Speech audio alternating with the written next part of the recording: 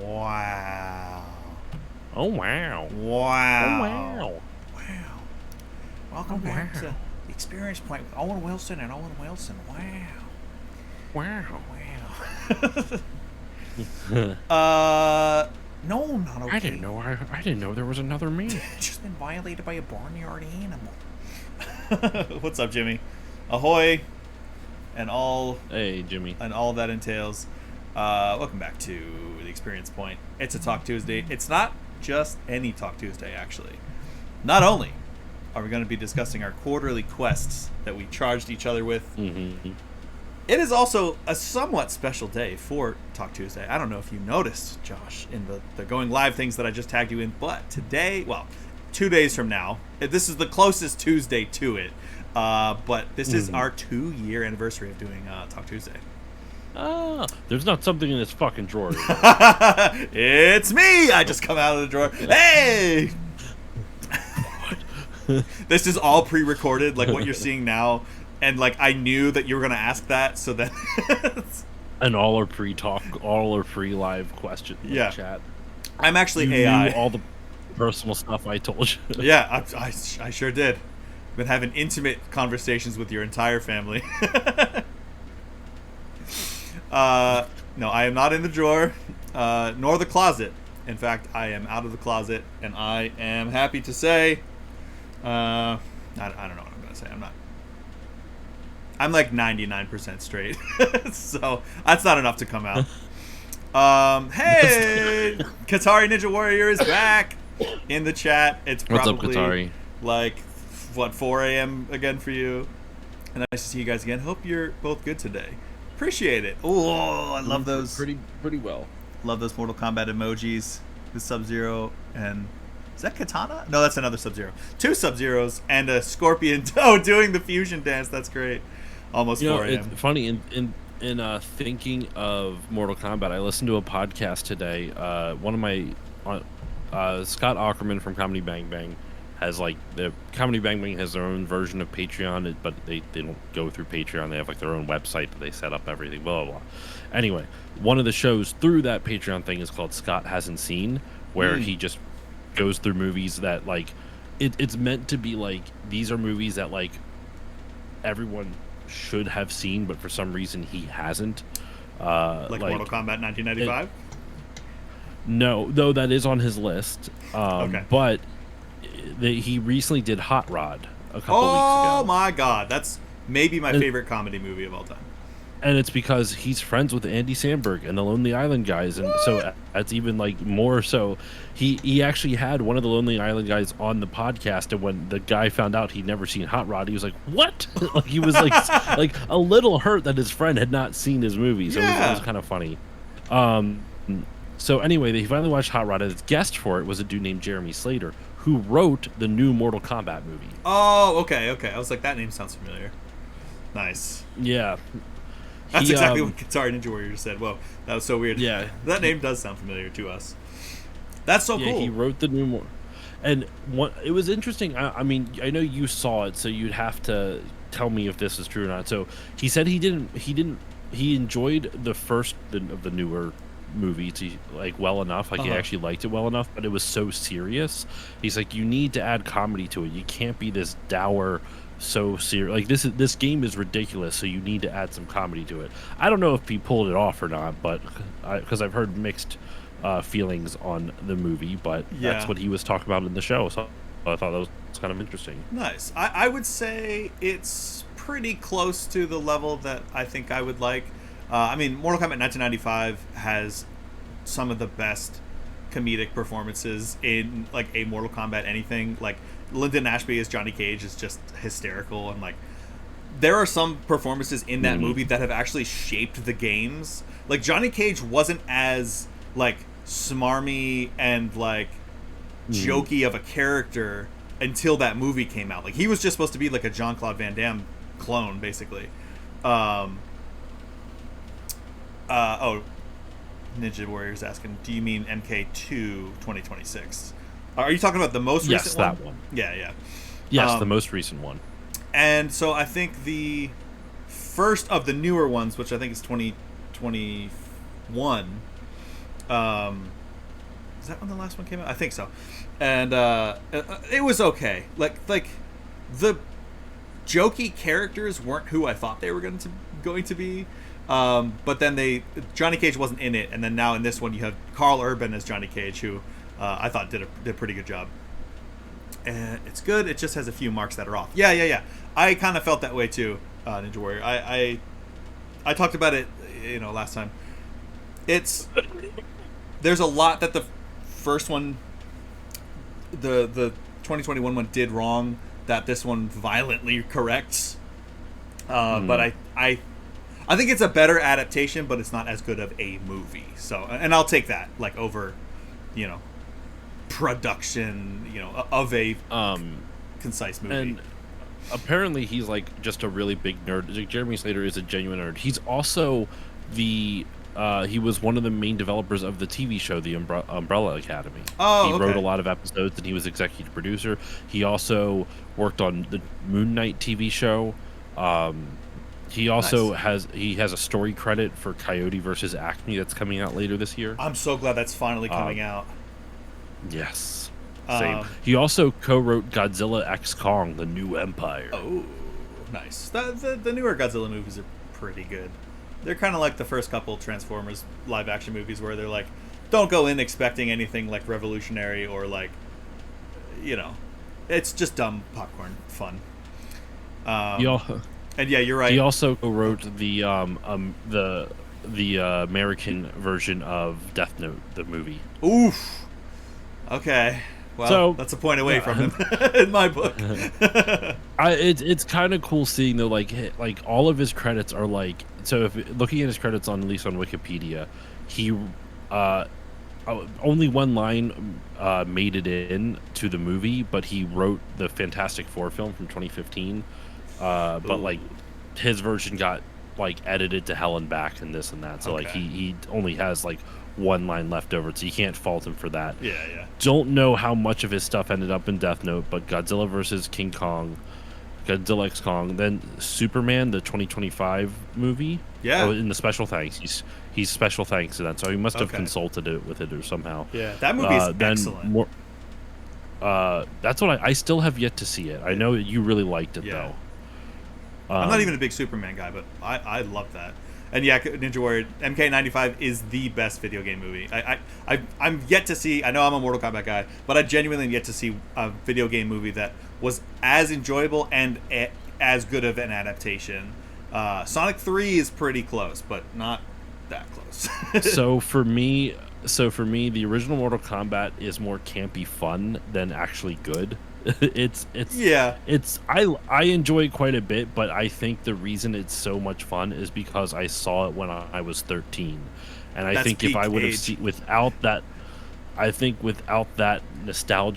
nostalgia glasses, I would not find it nearly as actually, you know what, I like movies that are campy, so I would like it, but I could picture a lot of people if they don't have that 13-year-old sense of wonder, I don't think it's gonna hit. Yeah, I mean, even just going in totally blind, it's still a solid martial arts movie. The fight scenes are still hold up to this day. And yeah, so you had said about what the heck other movie did you just mention? Fantastic Four? Oh, Death Note. Death Note. There are some things about that, that movie's pretty much universally trashed. I think there are some things that work really well with that. I thought Lakeith Stanfield as L was actually really good. And Willem Dafoe is the perfect Ryuk. He looks like a death god. Yeah. He's just, write he's your got that name in my notebook. Yeah. Spider-Man! Get me pictures of Spider-Man. Yeah. I know that's a different character, but I just went there. Avenge me! I'm a sucker of movies that are campy and cheesy. Totally. I mean, if they're campy and Miami cheesy... Connection is my favorite one. Oh my god, that movie is great. I need to watch that again. I showed you Miami Connection, I'm pretty sure. You right? sure did. I'm pretty sure I'm... Yep. It was one of those times I came over and you cracked open about half a dozen Mountain Dew Code Reds. Buckle up your sit-downs. Yeah. Big Trouble in Little China. That's another great one and another huge influence on Mortal Kombat. So thanks for keeping it in track on track and on brand, Jimmy. That's a great one. Anything with anything with old oh my god, what the hell is his name? John Carpenter? No, but Victor Wong. the main guy in The Thing. Kurt Russell. Thanks, Jimmy. Oh Kurt my god. Russell, yeah. Anything like old Kurt Russell, The Thing, Big Trouble in Little China. I love in Big Trouble in Little China when they're trying to escape and they're like running for like opening all these doors, and he opens this one door and there's like a million bad guys outside, and he closes the door and turns around and just calmly goes, "We may be trapped." And you know what? Jack Burton's gonna stop you. Who's Jack Burton? Jack Burton. Me. It's just Kurt Russell I being need to Kurt rewatch Russell. that movie. It's great. I swear the only thing memorable from that Fantastic Four movie is The Thing and Mr. Fantastic lines. That's two more things than I remembered from that movie, except in not liking it. Are you talking about the one with Miles Teller? Yeah, that's the one with Miles Teller, yeah. Yeah, he's great, which sucks, because, like, so does that movie. I miss those kinds of movies. Yeah, like, it doesn't have to be, like, good. I hate using, like, there are things that are objectively well made or not very well made, put together, you know, like weird editing, weird pacing, but a lot, like, art is subjective for the most part. So, like, if you enjoy it, then great. The Room is a terrible movie, but it's so good. It's so enjoyable, because that's why I do the whole bell curve thing. Like, The Room is a -10, which is as enjoyable as a 10 to me. Like, that movie is legendary. That's Miami Connection for me. Yeah, or like Kung Fury. Oh, but Kung Fury's like purposely bad. I enjoy true. movies that like they're not trying to be bad.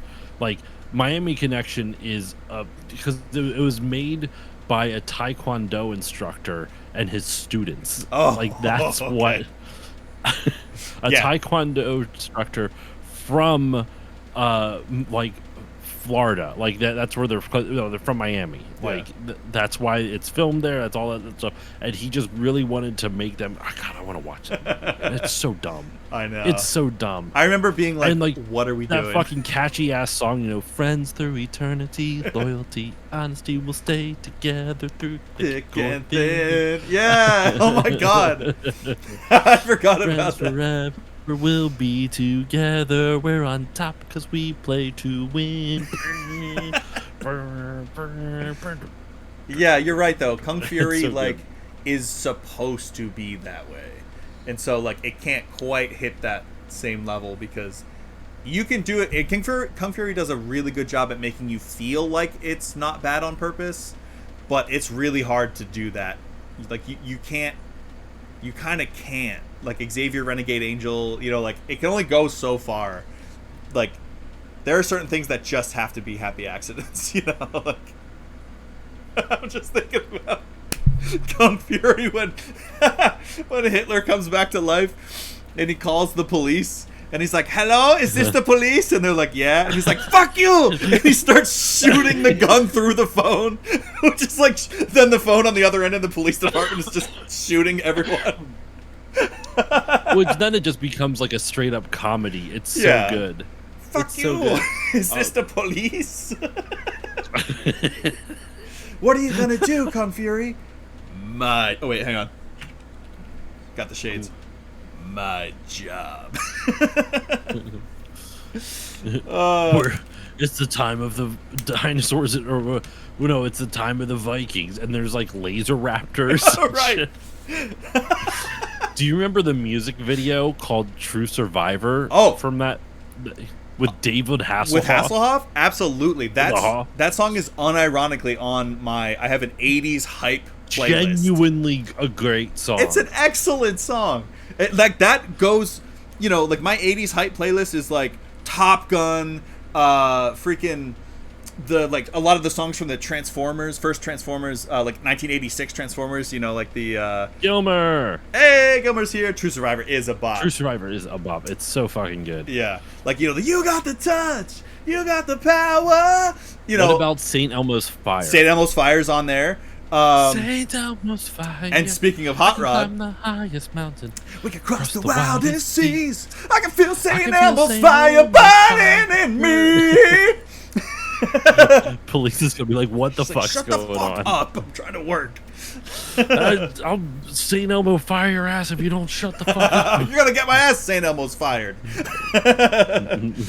And speaking of Hot Rod, I also have the... You're the voice, try and understand it. Make it noise and make it clear. What? Have you seen Hot Rod? I haven't seen a long time ago. I don't remember enough of it. It's the scene where they're walking through town to get ready to go to the big jump, and then the whole crowd comes out and follows them, and it's this big, like, awesome procession of people, and they're all singing this amazing 80s song, and then next thing you know, it just evolves into, like, a fucking, like, riot, and they're smashing windows and flipping cars and burning stuff. And then, like, they run away, and then nobody's holding anything when they're running away. And then in the next scene, Danny McBride's character is holding a big ass TV, and he's like, "Yeah, man, that was just crazy, man. How just all that happened, and it just turned something super positive into something terrible, and all you can do is just run and just hope that you are not hurt." I need to watch that again. Dude. So I genuinely think that my sense of humor was like, for a lot of these classic comedy movies, was not evolved enough yet to understand all the bits. Because I was so, like, my sense of humor back when I saw a lot of these, I was like, in my... Hot Rod came out in 06, so I would have been in high school. Yeah. I didn't see it in theaters. Maybe it came out in 07. Either way, I would have been in high school. And then I worked at a library for a number of years. I rented a lot of movies then. That's when I watched most of those. Yeah. A lot of my movies. And I just didn't, like, there's a lot of stuff that I watched and just did not get. Like, especially comedies. Like, the humor just went right over my head because I was, like, in the mindset of, like, Family Guy is the funniest thing in the world type of thing. There's nothing ever going to be funnier than this, bro. I don't know. But there's a lot of stuff where I don't know. I, like, as I've gotten older, I enjoy more absurdist comedy than I did beforehand. Like, Yeah. Family Guy wasn't Family Guy was absurdist, sort of, but, like, just because it was, like, but Sometimes. because it's a cartoon, it kind of, like, the absurdism kind of gets melded into it, like, it's kind of, like, blended in but if you have, like, absurdist that's live action, it doesn't I always had this weird cognitive dissonance where, like, the cartoons are already so absurd and like, over the top and goofy, and you can do these ridiculous things. So when they would do that in live action, it just felt odd to me when I was younger, because I was expecting something more grounded. And I think as an adult, I would appreciate the absurdity of some of these comedies a lot more. Yeah. Have you seen Kung Pao? I tried it, like, I'm talking like 20 years ago Yeah. at this point, but, like, I tried it like 20, and I couldn't get into it. That set the bar even lower than anything ever had for a absurdist live action. So I feel like anything like above that, on like more grounded than that, like, at least it's not Kung Pao Enter the Fist. Chosen one. And Gilmer, that ha ha ha classic comedy, is that a Bo Burnham reference? Are you doing the I think he was ha, ha, ha, referencing classic comedy? I think he was referencing the Hot Rod. 'Cause Yeah. he sent that right after we brought up Hot Rod again. Yeah, I don't know if that was a maybe I'm reading into it, but now I've got Bo Burnham. I forget what song that is, but he says that exact line, the ha ha ha classic comedy. Nope. Wait. No, it's not Bo Burnham, or it is Bo Burnham. Oh, no. He's saying, nope, it is Bo Burnham. Oh, okay, yeah, that's what I thought. Bo Burnham's great. Remember when we thought, like, freaking... Okay, it is Bo. Nice. Remember when we thought... I knew it. Like, Dane Cook was the peak of comedy? Yeah. If you like sour apple, I'm gonna punch you in the jaw. Right, yeah. It's the only good flavor of Jolly Rancher. Well, no, he said it's the worst flavor, so no one actually likes it. So if you say you like it, you're a liar, and I'm going to punch you in the jaw. Oh, yeah, That he's was like, watermelon's the only good flavor. If you say sour apple, I will punch you in the jaw. Yep. I remember when I first started hearing people complain or like criticize Dane Cook, and I was like, "What?" Because I was like 18. I was like, "He's like a genius, and like no one's ever gonna be funnier than this guy. He's like the funniest guy ever." But that's because we didn't know what he did. Well, that's because we were 18 and Yeah. didn't fucking like. And also, apparently, he for a while. I don't know if he's changed, but he was a bit of a creep because he like dated someone super young. Oh yeah, I know he went through it. Like his brother, I think, was his manager and like Stole all his money. skimmed him out of a shitload of money, and then he like didn't do Yeah. comedy for a while, which is understandable. I don't hate him like I think a lot of people do, but I definitely Neither don't do like I. him as much as I used to. Anyway, all that to say, it's the 2-year anniversary of Talk Tuesday, so congrats. Happy anniversary! Happy Talk anniversary. Tuesday. Shout out to food. Shout out to food. Yo, I forget if I told you this last time. That joke happened again when I was when I was commentating matches at Evo. Really? Yeah, and I didn't want to say like, oh my god, like I just had this joke, with on another podcast, but because there was a player that I was commentating for, and his name was Snapplejacks, and I was like, shout outs to Snapplejacks for making me want cereal. Shout outs to cereal, actually. And then my co-commentator was like, shout outs to food. And I was like, oh my god. That you stole our joke, you piece of shit. I know, I'm going to You should've invoice won. him. No. It was one of those things where I was like, I'm supposed to be commentating the match, so I already was like going outside of that to make the food joke, or the cereal joke, so I didn't have the time, nor would anyone probably believe me or care. Mm-hmm. But yeah, do you want to save the quarterly quest to the end as our main topic? Do you have anything that you experienced in the past week that you want to share? Sorry, hold on one sec. I apologize for being distracted. I was looking it up. Oh, that is gross. I was looking up who did Dane Cook date that was like that really young person. I was trying to like make sure I wasn't like saying something out like wrong. I was right. He started dating a woman 26 years younger than him. Whoa! And that happened in where I just saw it. Why can I not find you? Shit, I just saw it as well. It was like 26 years younger than him, and they started dating in 2017. So I was like trying to figure out how old was he in 2017, and he's currently 54. So 2017 was 9 years ago, right? Yeah, 54 minus 9. And then, so he would have been 45 if you subtract 26. She was 19. Yikes! And he was 45?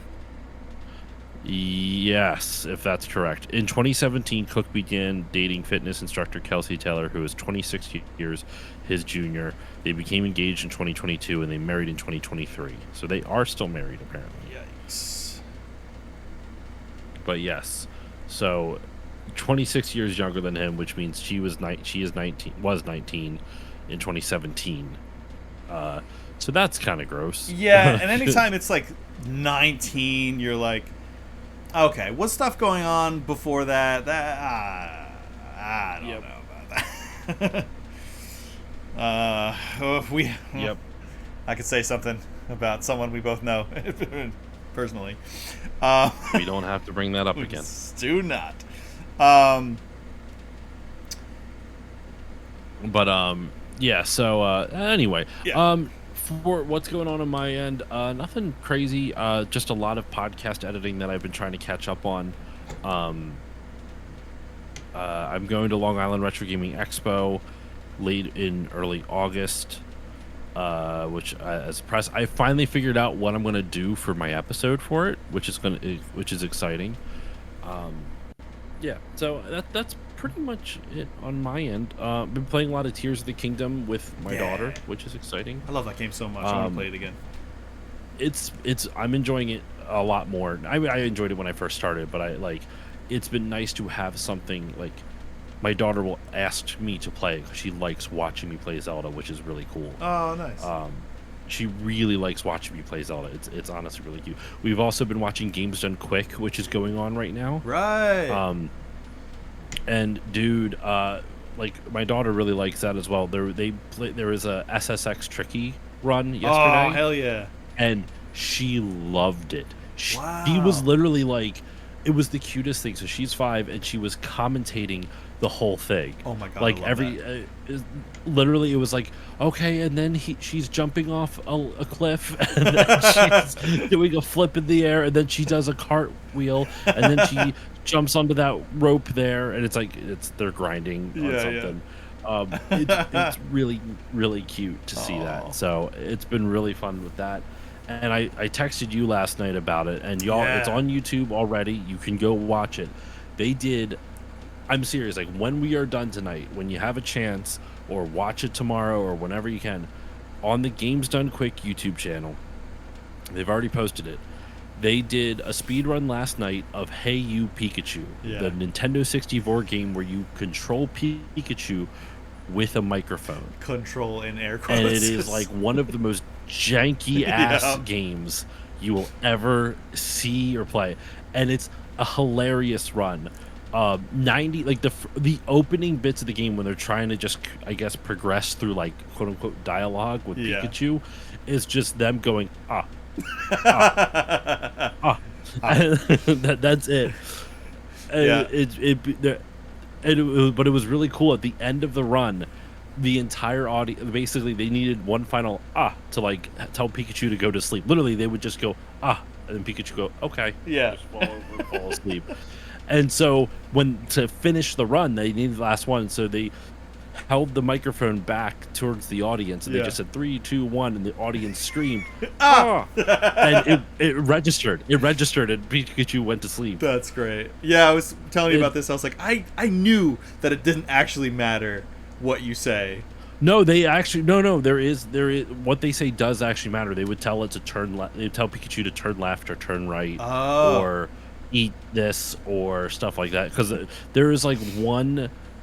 So apparently the tutorial to the game, it's like you meet. I guess it seems like you meet a Pikachu out in the wild and you befriend it, Yeah. and so it's teaching you the mechanics of how to control Pikachu through, like, every day you meet up with this Pikachu and you do some other task or do something fun, and you can tell Pikachu when Pikachu leaves for the day, you can say I love you and it'll smile and run away. No. Or if you say electric rat, it gets angry and then storms away. Ooh! Like, no pun intended. Storms.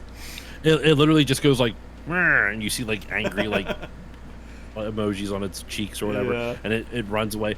Funnily enough, that saves time if you're actually trying to speed run the game. Pikachu runs away faster Right. if you're mean to it than if you say I love you, because it'll smile and go. But Ugh.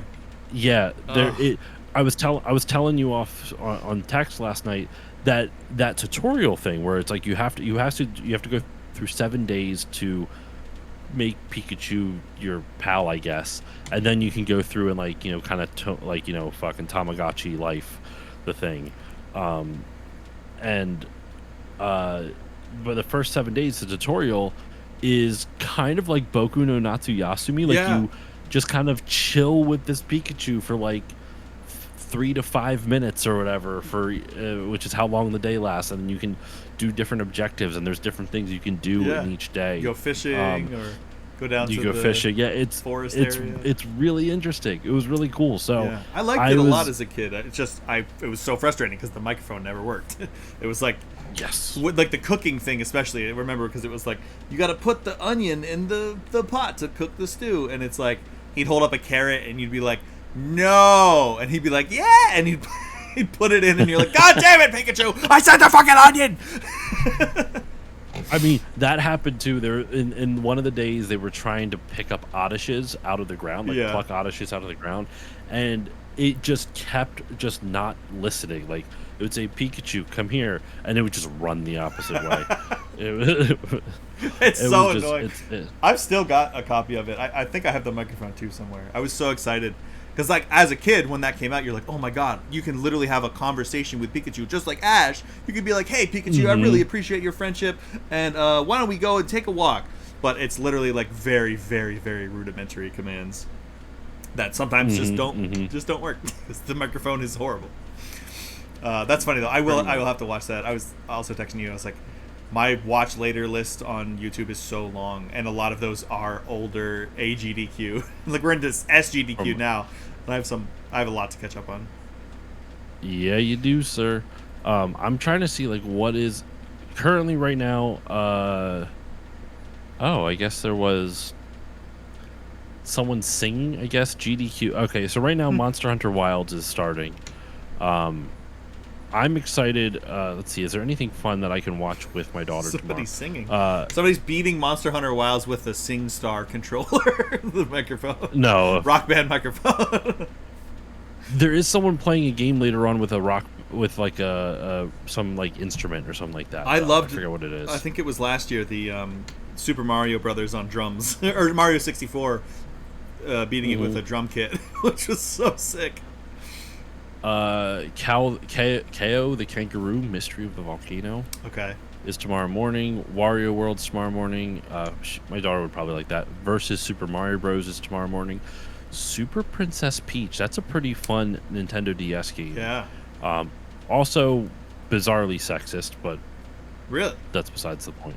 Yeah, because it's the first Mario game where you can where Peach is the main character. Yeah. All her powers are derived from her emotions. Okay. So, like when she gets angry, then it's one thing. When she cries, and she like water comes in and like can water plants. Because women are just so emotional. It's pretty much it. Like it's all just hyper extensions of emotions, which is just kind of weird. Doesn't feel great. It's one of those things where it's like 2 steps forward, 1 step back type of thing. Yeah. This was like, also like 2010. So earlier than that, I think it's like 2006 or 7. Oh wow, yeah. Oh yeah, if it was DS OG. Yeah. Oh. The Princess Peach Showtime game is a lot of fun. From what we've played excited. So far. It looks like Awful Block is Thursday, which is always fun to watch. Nice. They're playing Sonic Schoolhouse on Thursday afternoon. Oh my god. I think it's like a pseudo horror game, like an unintentional horror game. Mega Man they're playing Mega Man DOS, like the DOS version of Mega Man. Oh, sorry, this is Silly Run. This is silly. Where's Awful Block? They used to have like, freaking. Where's Superman Awful Block? 64. I gotta find it. It was kind of cool when they had like. They used to list like, hey, this is specifically like Awful Block. Maybe it's Silly Block now. They just kind of changed it. Yeah, to be Zelda nicer. Wand of Gamelon is on there. Squadala! I don't know what this is. There's a game called Randall the Grape Jelly Cube Goes to Soda Valley for some reason. Oh, okay. That sounds silly. It does. I'm gonna look up what the fuck is that. It honestly looks. It's a 3D platformer. Let's go. I love a 3D platformer. I do too. That's why I'm kind of like, ooh, I might have to check this out. And it's only $2 on Steam. Hell yeah, there you go. 3D platformers are my favorite games to watch speed runs of because they're always just so busted and bonkers, and the tricks are always cool and weird, and you're clipping through stuff or jumping and landing on a tiny little pixel. I love it. It just came out like in 2024. It has 12 reviews on Steam. That's all. Nice. What the fuck is this? I'm gonna have to check this out later. Anyway, that's all that's going on with me. What about you? Nice. Well, I completely neglected last week to talk about how the previous week, so it was 2 weeks ago now, I had my buddy Eric Britton on to talk about The Rocketeer. Did we talk about how we talked about The Rocketeer? I don't think we did. I don't know. I also have not seen The Rocketeer. So. Okay. I hadn't either until I had him on. It was the 35th anniversary of the movie, and this is someone that I knew from college, and he has been drawing like ever since I've known him. He's doing tattoo art now. You can follow him at Art of Eric Britton on Instagram if you all want. And if you like The Rocketeer, no one likes it more than him. He's like a super, super fan. He has like several different tattoos of this specific movie. And he got to do an official cover for the new Rocketeer comic that's coming out. So, Oh, that's dope. yeah, that was super rad. When he posted about that, I was like, oh man, you know what? I should have him on so we can do an experience share. I can't think of anyone who I'd want to do this more for this movie. And so he told me all about it. It's I kind of thought it was like steampunk Iron Man, or I guess it'd be diesel punk Iron Man, but it's actually more Indiana Jonesy than you'd think. Slash like less sophisticated James Bond. Like there's espionage aspect to it, and Nazis. Yeah. So anytime you get to watch somebody punch out Nazis, that's always fun in my book. Neo or otherwise. And so I watched it after, and it was great. It was such a fun, like, it takes place in like the 40s because it's Nazis, and it's just one of those like burger joint and fries and milkshake at the old town, drive-in movie theater, feel good small town movie, and a marked lack of people of color, but that was the time period in which it was made and in which it takes place, so that feels a little weird in retrospect, but yeah, it just feels great. You know what, actually, this is why I wanted to bring it up, because the villain, the main Nazi bad guy, is actually played by Timothy Dalton. Oh. Yeah. So okay. So when Eric told me that, I was like, "Oh my god, wait, a Bond is playing a villain?" And he's like, "Yeah, and he does such a good job that I think he's a better villain than a Bond." And after I watched it, I haven't seen many Timothy Dalton Bonds, but after watching seen Hot Fuzz, yes, but not recently enough to remember. he's the villain in that too. Oh, that's funny. Well, that's a great movie. He is excellent as the villain. What's up, Keaton? Oh, Keaton's here. Poppy Keaton. Yeah, Timothy Dalton, the freaking James Bond as a villain, was stellar. And the main cast was great. I forget the main guy's name because I hadn't seen him in anything else. But Jennifer Connelly is his love interest. I just watched her in Labyrinth Right. somewhat recently for the first time. Yeah. But yeah, it's excellent. And I ordered a copy of the comic. It should be here. It's supposed to ship on the 9th, which I think is like 2 days from now. Yeah. So I'll probably have it next week. But yeah, check out The Rocketeer Nice. if y'all want, and if you've somehow not seen this apparently classic movie. It's a lot of fun. It's a Disney movie, so it's on Disney Plus. And then we finished. It's been a while. It's been a while. Yeah. I hadn't brought it up because we always had so much more to talk about, but I can finally talk about because we have a little bit more time before we get into the quest. We watched. Police has showed me, and we finally finished. We've been watching it slowly over our entire relationship. What is now definitively my favorite shoujo anime. It's called My Love Story, or in Japanese, Ore no Monogatari. And it is one of the funniest and most heartwarming anime I've ever seen. It basically Ain't like no Cowboy Bebop, which is fine. wow, that's it's a wildly different genre. Way more heartwarming than Cowboy Bebop. I forgot you said shoujo, not shonen. Yeah, no. And I think I would say Bebop is probably more seinen. I have no idea what that is. Oh, that's like more like for adults. Okay. It skews. They tend to skew a little older. There's no ghost in the show. It's no ghost. Wildly different in tone as well. Yeah, man. My love story was great, but it's no Attack on Titan. I was thinking the same thing. I was like, what's the most violent anime I can think of right now? It's It's no Higurashi Tokyo no Ghoul. Nakukoro ni. Yeah. Right.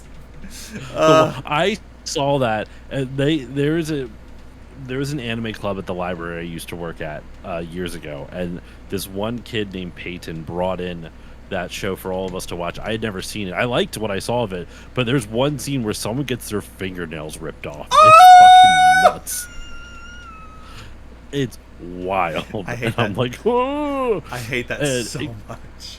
oh, it gave me my phobia of it forever. Yeah. It was just, I never thought about that, and it was like one where they had to do it to them. Nope, nope, nope. There was, yep. I used to be into the Saw movies, and there was one particular scene in one particular movie that just stopped that forever for me. I'm not a big horror guy, but I liked the story of those movies, and there was one scene where I was just like, nope, I will never watch another one of these again. Without saying anything, it's from Saw 5, and I'm just going to slide my hand along the table, and that's all you need to know. Jimmy, So, key in the glass. some things shouldn't be shared. The key in the glass box. I don't know that one, but it's the table saw one.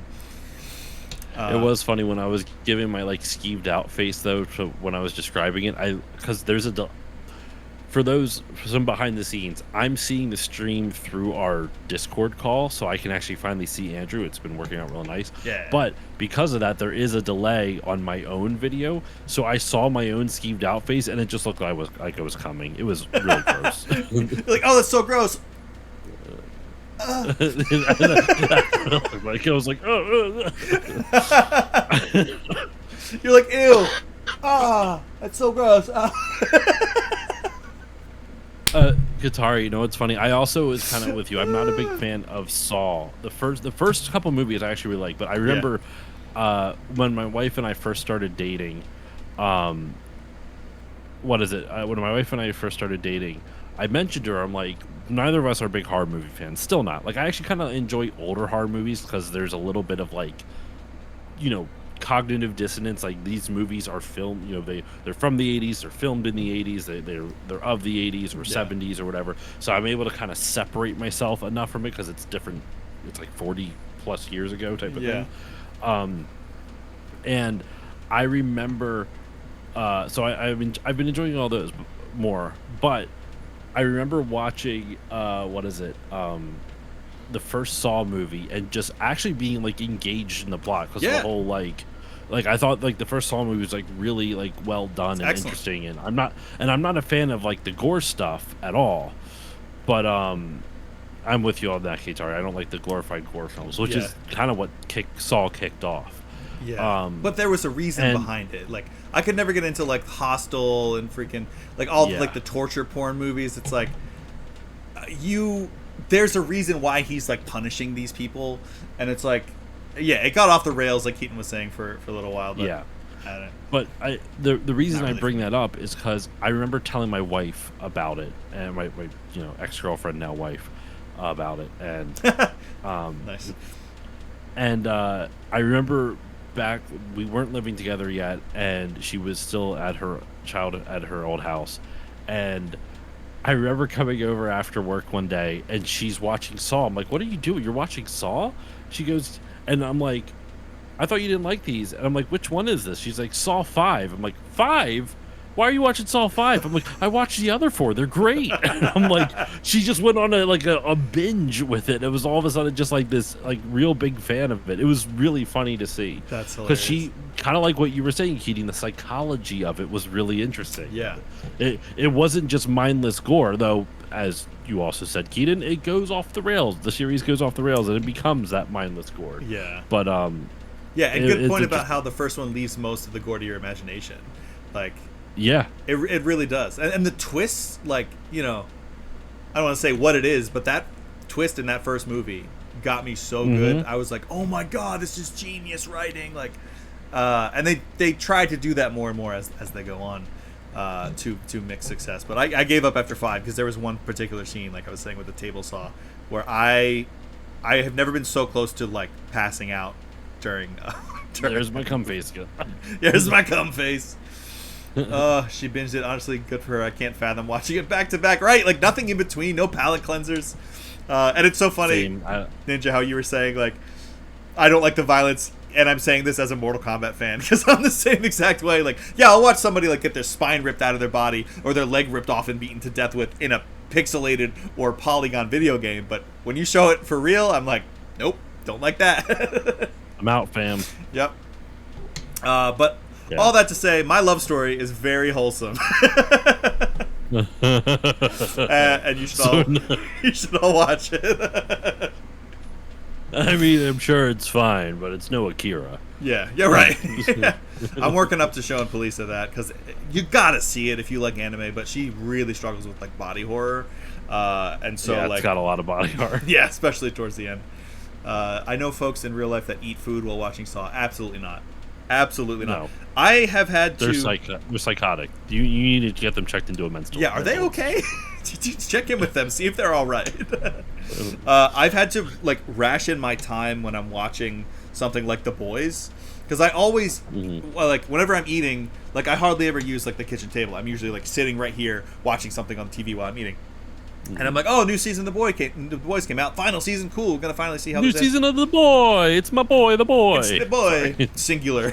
That's the prequel. The prequel is just the boy. It's just one guy. Like, hey guys, what are you doing over here? But I've had to like the offshoot series of The Boys. It's just the boy, and it's just some guy going like, "Wow, those guys are mean." I've never seen The Boys. it's like he's just a regular kid with no powers. Just a regular kid who's seeing all the events of The Boys from the side and commentating on it. Oh. Well, I wonder if this will come back later. But no, I've had to like make sure not to eat when I watch that show because there's always every episode like clockwork. There is some really disgusting, probably hyper violent thing that happens in that show. Like, oh my god, like Wow, there's blood everywhere. like a dude who his power is he can shrink down into people and he goes up another dude's urethra and then grows to full size. Like that kind of stuff. And you see it all. You see it all. Nah, I'm okay. Yeah. Don't Now that we're Don't taken off of YouTube and Twitch and the internet at large, yeah, check out my love story. It's super wholesome. Very Shout funny. out to Love Stories. Shout out to love stories in general. Sorry, I derailed that so bad. It's okay. That's how these things go. Just the bit of like comparing it to the most opposite anime had really tickled me. Yeah. Oh my god. Yeah. It's you're like, Dragon Ball Z is pretty good, but it's no Bible Black. If you laugh, you're going to hell. They, you know, they're very sane. Pokemon's great, but it's no Golden Boy. Right? Oh my god, Golden Boy's the best. Very educational. Did I tell you we watched that? He's dying. No, I've been getting over being sick. Oh, actually, that's something I didn't talk about. I can say briefly. Went to the beach for the 4th over the weekend and was sick Wednesday through Friday. Nice. Sick. And we came home Saturday. So we left Wednesday night. I literally felt myself getting sick on the drive to the beach Wednesday night. Was really sick all day Thursday. Felt better Friday. Yeah,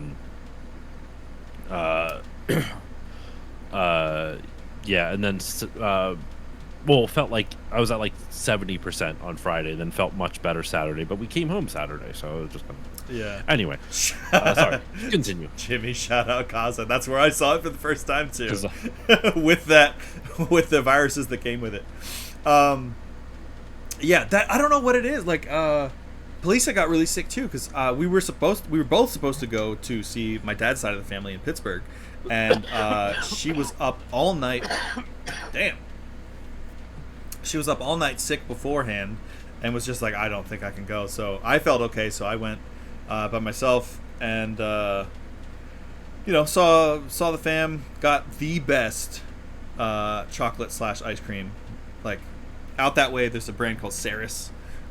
Ceres's, we call it. It's like legendary chocolate. It's always ends up on Oprah's like favorite things list or whatever. So I always love going to get. Oh, you're gonna end the sentence there. It always ends up on Oprah. It always ends up on Oprah. I mean, because she's just like, "Ah!" Just eating the ice cream with her bare hands because it's so good. Oh. He's dead. I'm okay. It's all the laughing is like there's some leftover like Yeah. I guess like mucus like right down here, and all the laughing is like loosening it up, and now I'm coughing a whole bunch. Gotta loosen the mucus. Gets it out. But yeah, I go there like once a year, usually around the 4th, and driving. I rented a car, and normally I take the train out, but I rented a car to have a little more freedom to go around. There's this Thai place that's in Pittsburgh as well, like the city of Pittsburgh, and it's so good that I genuinely, I ordered. I don't know if you saw on Facebook but that's where I saw the two girls arguing over Toy Story, and then my server's name was Milk, which I was like, what are we doing here? But it's so good. No, I didn't make it to Anthrocon this year, unfortunately, Keaton. And I also didn't see any of them because normally when I take the train in, I get off the station and then there's furries everywhere, and I'm like, it's so hot. Why do you do this in July? This is so hot. Milk was a bad choice. Well, Milk genuinely was the name of my server when I went to this Thai place for some reason. But the food there is so good that I got this curry. It's called the Trio Curry. Damn. Sorry. Oh. It's just like I feel it. It's like right there. It's like Yeah. it's so close. I hate it. Anyway, sorry. Continue. You just like want to like stick a vacuum like down into your lungs and just like just suck it all out. Like suck your lungs inside out. Oh god, there's a saw trap for you. Mm-hmm. But anyway, they have this curry. It's so fucking good. They call it a trio curry because I think it's 3 different kinds. It's red, green, and I don't know if it's like a Masaman curry or like a Panang curry. But it's 3 different types of curry. You know, avocado and mango and chicken and bamboo shoots and all the usual stuff. But what's not usual about it is there's grilled pumpkin in it, which I thought would be super weird, but it is amazing. And it's so good that I ordered it, I ate it, then I ordered a second one to go, and then I got one for Polisa, and I then drove it home. So we had it. I drove up early the 4th, then came back the 5th. But that's a tough drive with one hand, keeping my arm in one position the whole time. Oh my god! And then we had all those storms, so I was driving through like the frickin' hurricane, and there were trees falling around me, and I was like, I may die. Like this just may be it for me, but obviously I made it.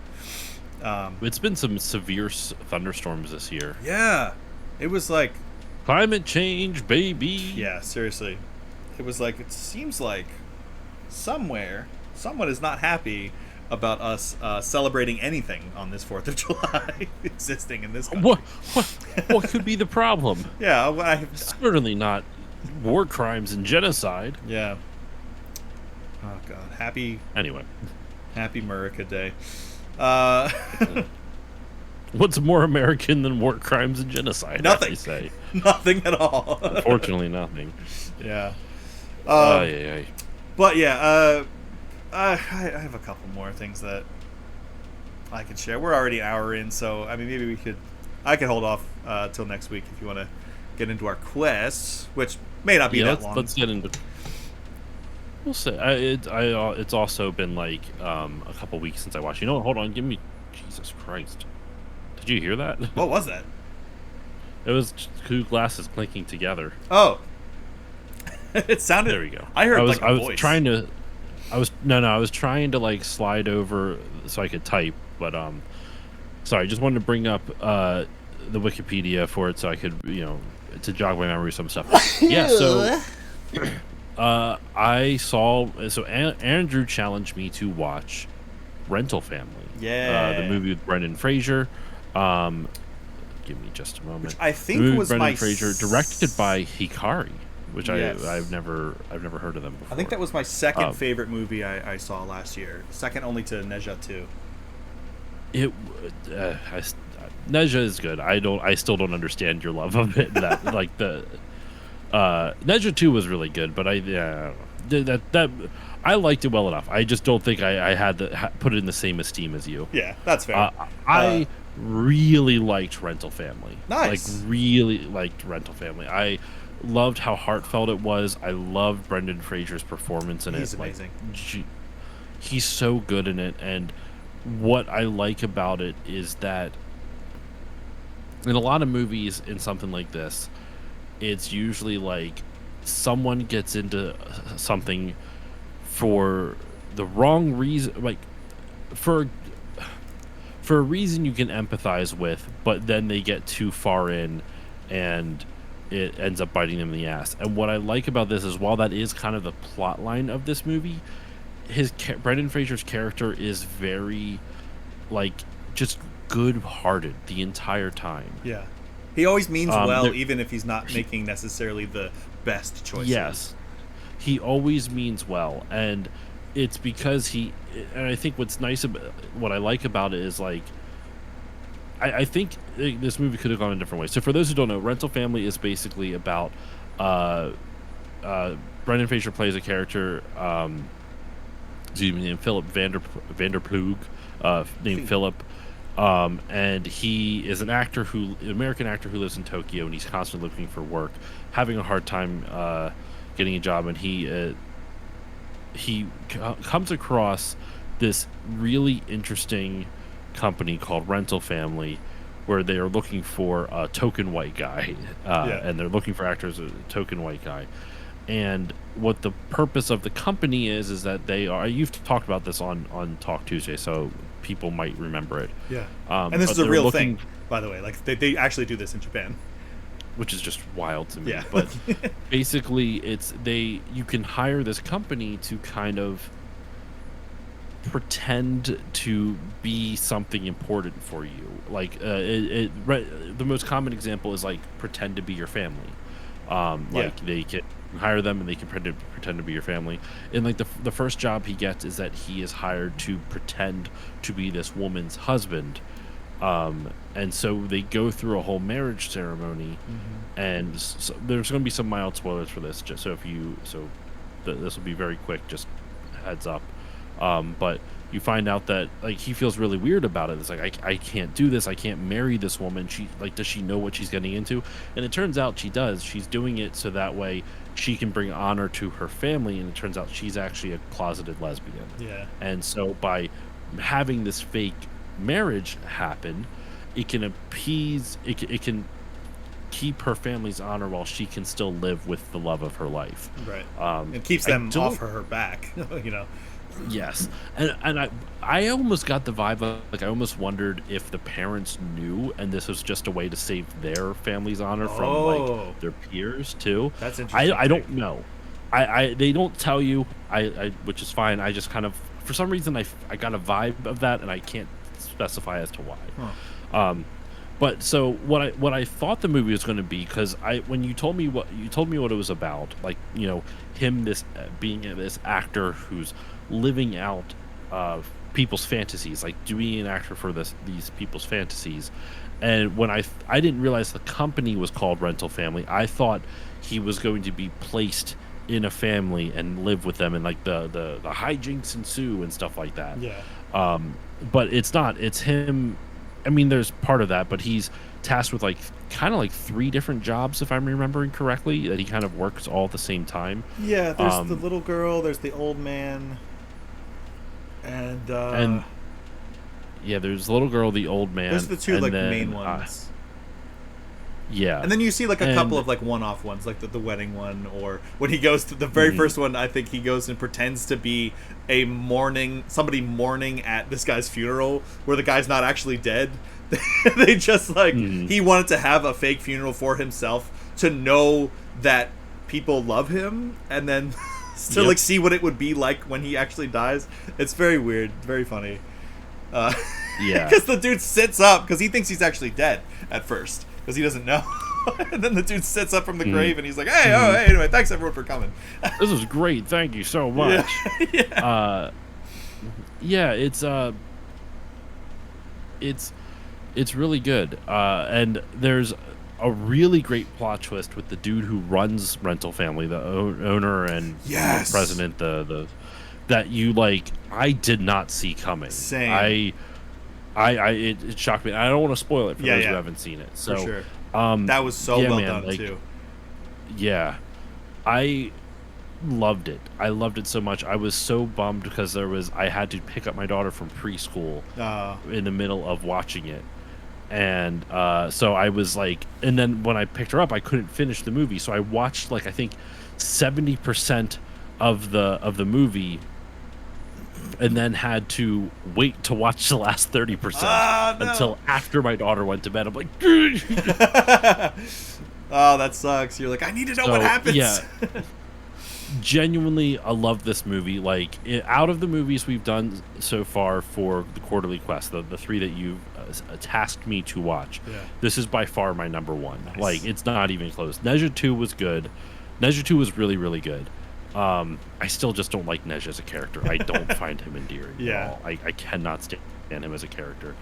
And Neja 1 I just didn't enjoy. But Neja 2 was really good. Yeah. And this one I think is like phenomenal. Like, I would recommend this movie to anyone. It's really, really good. Yeah, I remember when we saw it in theaters and it ended, and I was just like, I wasn't sobbing, but I was just consistent tears streaming out of my eyes, crying. Like, I was just sitting there, and the tears were just flowing, and I was just like, I couldn't move, and people were getting up and walking past us, and the lights came on, and I was just sitting there crying my eyes out, and people were like, oh my god.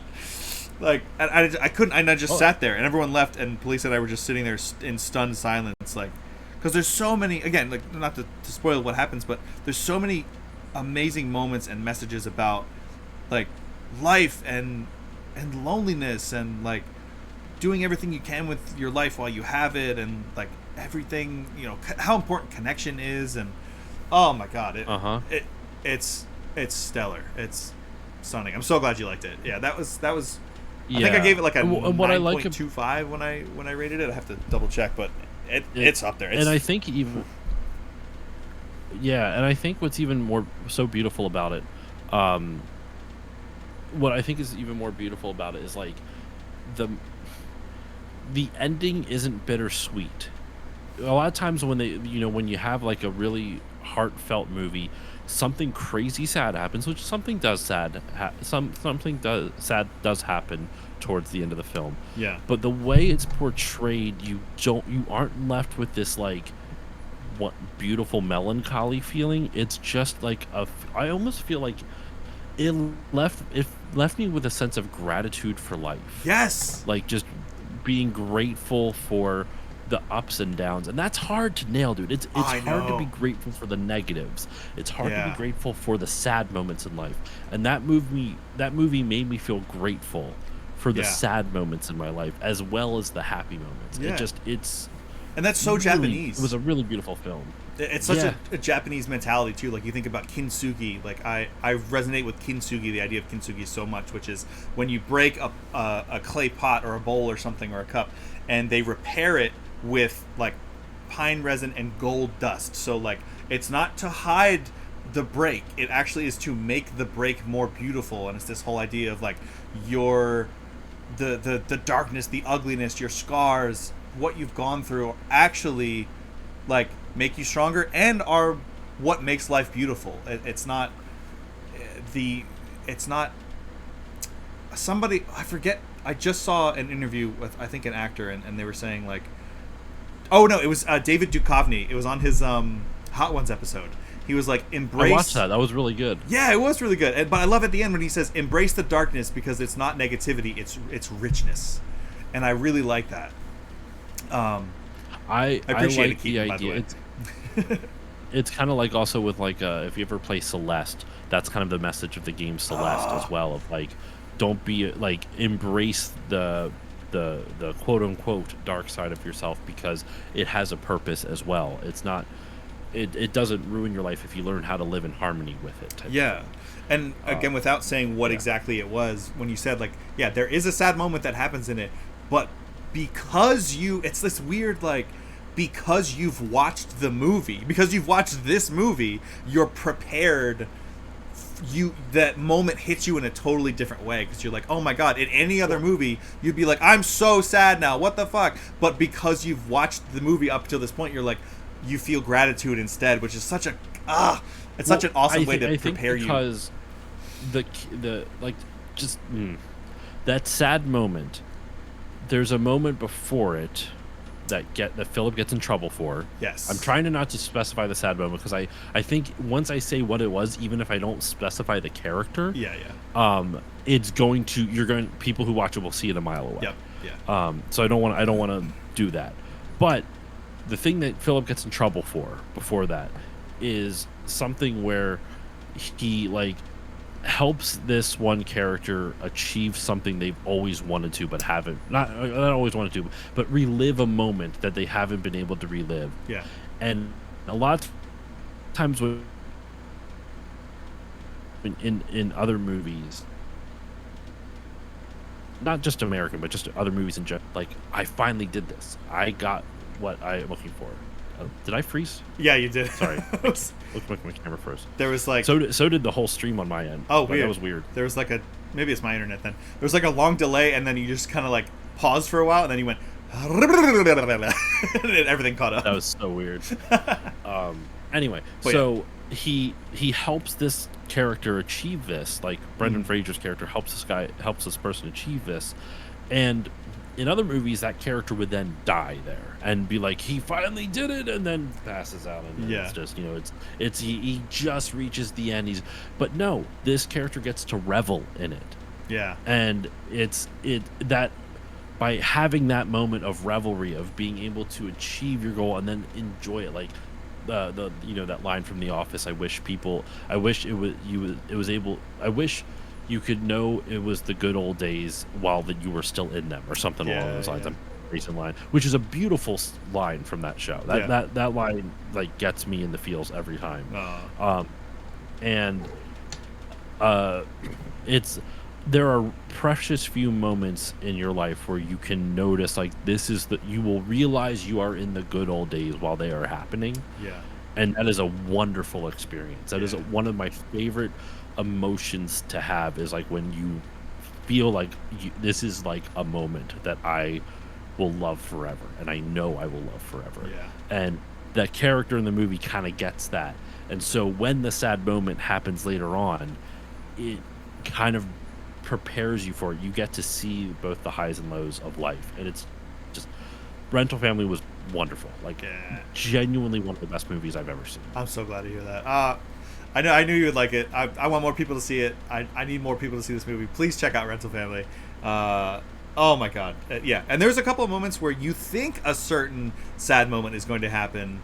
Like, I thought there's a moment with a cliff, I'll just say, where I thought he was going to come find something that had happened.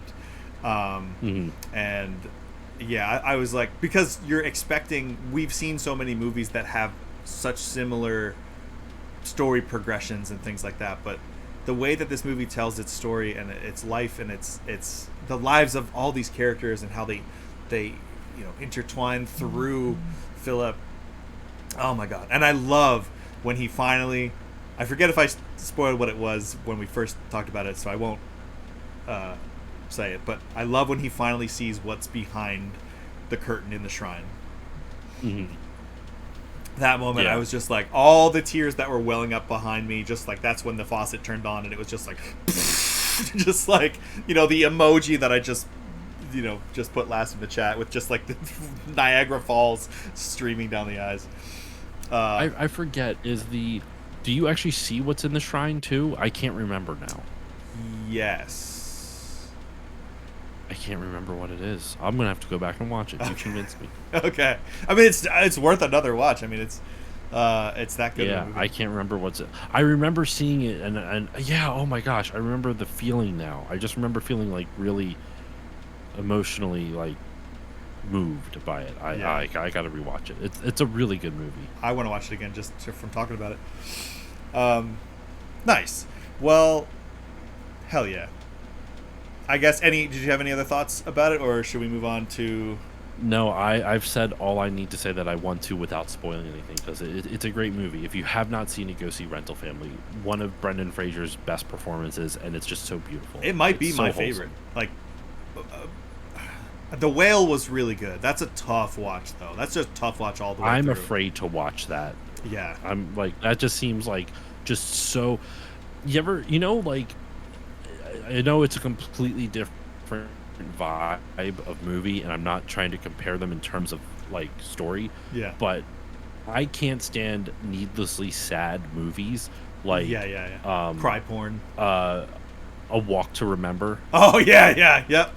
Police has showed me that. I was like, And get then- the fuck out of here. Come on. And then the more absurd version of that, which is A Fault in Our Stars, where both the fucking characters, spoiler alert, because I will never understand that. Like, I can understand enjoying a movie that's going to make you cry, but I don't like movies where the entire purpose of that movie is to make you cry. Yeah. I want you to have like a range of emotions that are going to bring out this beautiful moment for you to make you cry. Yeah. Versus the whole objective of this is to be as sad as humanly fucking possible. Yeah. And I cannot stand that. So The Walk to Whale- Remember, similar thing. And then The Whale kind of like, I've not seen The Whale, but it reminds me of it because I'm just like, this just looks sad. Everything about this looks sad. Yeah. The Whale's probably somewhere in between Rental Family and like typical cry porn. There is a lot that Walk is to Remember. just yeah. That is just sad.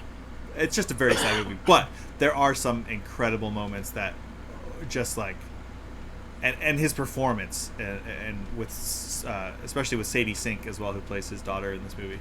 Oh my god! And there's even some twists that are like, oh, I had no idea. Now I'm crying for a totally different reason. Jimmy says Monkey Jimmy Bone. shouted out. I've never heard of it. It's a Brendan Fraser movie. Yeah, neither have I. I think I've seen it, and it seems like kind of, or not. I've seen it, but I've not watched it, but I've seen it. It flopped hardcore in the box office. Budget was $75 million. It brought in 7.6. Yikes! Yeah, it looks like And it has kinda half. Bridget Fonda, Chris Kattan, Giancarlo Esposito, Whoa, Rose McGowan, and Whoopi Goldberg. Giancarlo Esposito. Oh, Poppy's heading out. Pleasant hanging out with you all, except for that fingernail pulling part. That's fair. Well, What are you talking about? hope you enjoy the rest of your night, Poppy. He credits it as what ruined movies for him. Oh my god. Well, I've only ever heard good things. I mean, I've just never actually watched it. It seems like kind of stop motion-y. Like I think there's, I think Peter Selleck, or who's the guy who actually made Nightmare Before Christmas? I don't know. Oh. That's also an overrated movie to me. Woo! Okay, hot takes. It's literally only because of the fan base. The movie's good. It was literally every single like emo girl in my high school's favorite movie of Well, all time, because like, I only like my favorite Christmas movie. The only good Christmas movie is fucking Nightmare Before Christmas. I'm like, you're just saying that because you want to be edgy, and I get it, but there's still people who like make it a large part of their personality, Yes. and I just don't understand it. It's got one song that repeats like for 90% of the movie. Well, I don't know if I'd go that far, but a lot of valid points. Okay, 85. Why does other people's joy upset you so? And, and it's not. I know Tim Burton gets credit for You know that. what, Jimmy? It's a valid question. I got nothing for that. Hipster Josh is out in full force tonight. Yeah, we were talking about that with off stream with you playing Nier. You're like, I enjoy it. I just don't I want to play like it. Nier. I know, but you were like, I don't feel like the desire to play it because someone, introduced me to it. No, it's more like I don't know. I can't describe it. It might not even be that. I'm just thinking it's that because I know me well enough. But like, I don't know. It's just to be in defense, I guess, actually of that too. there's other games that are on my list to play that I've chosen to play, and I just don't feel like starting it. Max Payne. I did beat Donkey Kong Country 2, by the way. Nice. I did beat that. One of the best soundtracks of all time. It's really good. That game is hard as shit, and I got things to say. I'll save for the episode. Nice. It was good though. Like things to complain about, but overall I enjoyed the game. But Max Payne I need to play, and I have to play ActRaiser still, and Nier Automata, and it just Max Payne is not awesome. Automata. Sorry, Oh, Nier Replicant. Replicant. Yeah. But yeah, closing the loop on this. I know Tim Burton gets credited for Nightmare Before Christmas, but it was actually more or less made by another guy. I think his name's Henry Selick, who made Coraline. Yeah, I know it wasn't Tim Burton that directed. I think he just produced it. Yeah. It looks like kind of like his kind of style. Monkey Bone anyway. I just realized I never turned my AC off, so I hope that's not loud and annoying. Might as well leave it on now. Henry at this point. Selick. Yeah. I can't hear it if it makes you feel better. I don't know if it's sick. picking up on the stream, but I can't hear it. Love to hear that. But yeah, so your quarterly quest for me last time was to watch the first season of Game Changer.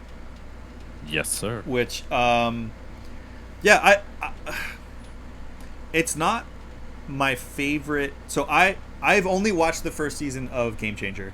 I didn't want to watch any more because I wanted to only talk about the first season, and I didn't want to be like, oh, there was this one episode that I really liked, but have it end up being from a later season. But I did want to watch more. Yeah. However, the show on Dropout that I consistently always want to watch is actually Actually. So, but I thought it was really good. I think it's a genius concept. Not being pigeonholed into any one game, and the chaos of it is kind of the point. You know, you never know what you're gonna get. It's hilarious. They have great talent on. Like, it made me really want to be on it. Like, I wanted to be on that show so bad, especially after Make Some Noise, which was I think episode 2. And that spawned an entire separate TV show. Oh, really? Yep. Nice. Yeah, the show Make Some Noise on Dropout came from that episode of Make Some Noise, where it essentially has evolved into a modern day Who's Line. That's awesome. Oh my god. Okay, I have to watch that because that was my favorite episode. Yeah, so like that is like, for example, so like that first episode is like they're all just kind of making sound effects, and then the sound effects get like really bizarre and goofy. Yeah. Like, what was it? I was watching a bit of it last night. I was like, "You're a man from North Dakota," and he's like, "Yeah, I just moved here from New York." Yeah. He's like, "Yeah, it's really cool being here in North Dakota. Yeah, I just moved here from the East Coast. My wife's got family out here, and I think Sam is just wanting me to engage in stereotype, which I'm not going to do." Yeah, it was my favorite bit. Oh, sorry. Go ahead. I was just gonna say, I liked it. I liked it all. I liked pretty much all the episodes. The only one I really didn't like was the murder mystery one. That one's a little. It's fun, but it's not something that sticks with me. That is also the downside of game. While Game Changer is really cool, that is the downside of it, where like some games just are not going to resonate with you. Yeah. They weren't all hits, but they were, for the most part, really good. Yeah, because that's the point. The game changes every time, so it's not always going to be a banger. The eating one was like, oh, okay, that was fine. If for some reason anyone doesn't know what this is, it's kind of like Josh said, like sort of a modern day Who's Line. It's on Dropout, so if you'll see a lot of recurring people from College Humor, a lot of just like LA improvisers and comics and stuff, and they just get these prompts and they have to either act them out, or like in my favorite episode, Make Some Noise, it'll be like I love they hand them a flower vase, and then they're like, your sound is and you just hear like a glass shattering sound effect, and then like Josh, the first guy, goes like, okay, and he makes the sound with his mouth, and then it gets to Zach and he's like, all right, and he just like smashes it against his podium. The tendency, like, is he gonna stop me? Yeah. Can I do this? Right. And then he does. Yeah, and then he just like annihilates it, and it sounds really good. The one where they had to bid on the prizes was cool too, because they kept being like, yeah, they'd say a prize and then they'd be like, we don't actually have the budget for that. What are you talking about? And then in the next round, they'd be like, okay, we actually have the budget for that. We're just saving it for this round.